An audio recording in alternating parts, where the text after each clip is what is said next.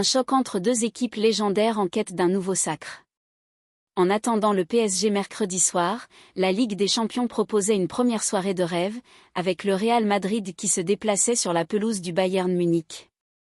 Un Bayern particulièrement motivé puisque la Bundesliga lui a échappé cette saison et que la Ligue des Champions est désormais son unique objectif. Et cela se voyait dès la première minute de jeu avec une combinaison parfaite entre Kane et Sané qui faisait passer un premier frisson d'âne la défense madrilène. Les deux hommes combinaient encore à la 6e minute, mais la frappe de Kane était captée par l'U1.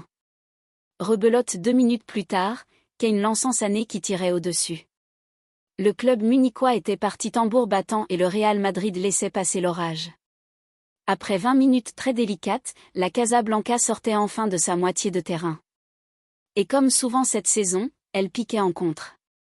Passe laser de Kroos, appel contre appel de Vinicius et voilà le Brésilien qui se présentait seul devant Neuer, pour le battre sans problème, 0-1.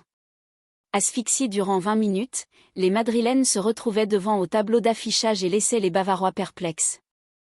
Kane s'essayait sur Kéfran mais n'attrapait pas le cadre. Le Bayern manquait de folie pour déstabiliser l'arrière-garde madrilène. Thomas Tuchel tentait d'en amener en changeant dès la mi-temps Goretzka pour Guerreiro. Mais c'est bien le Real qui avait pris la mesure de la rencontre.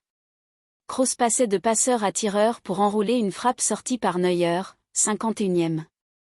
Pour le Bayern, il fallait un éclair de génie, et il était signé Leroy Sané, qui ajoutait enfin l'efficacité à la percussion. L'Allemand déboulait comme un fou furieux côté droit, rentrait dans la surface et envoyait une mine du pied gauche au premier poteau, 1-1. L'Allianz Arena pouvait exulter, enfin. Mieux, elle allait s'enflammer après une percée signée Musiala, qui provoquait la faute de Lucas Vazquez. Pénalty incontestable sifflé par l'arbitre français, Clément Turpin, et transformé par Harry Kane, qui prenait l'U1 à contre-pied, 2-1. Tout avait changé en l'espace de 3 minutes, et le Bayern mordait à nouveau dans la rencontre comme un mort de faim. Kane passait près du doublé, décalait une tête sur corner, et le Real Madrid ne parvenait plus à mettre le pied sur le ballon. Mais il ne faut jamais enterrer le Real Madrid, c'était d'ailleurs le conseil de Lewandowski à ses anciens partenaires. Et une nouvelle fois, alors qu'il semblait inoffensif, le club merengue est revenu au score, bien aidé par une faute idiote de Kim sur Rodrigo dans la surface.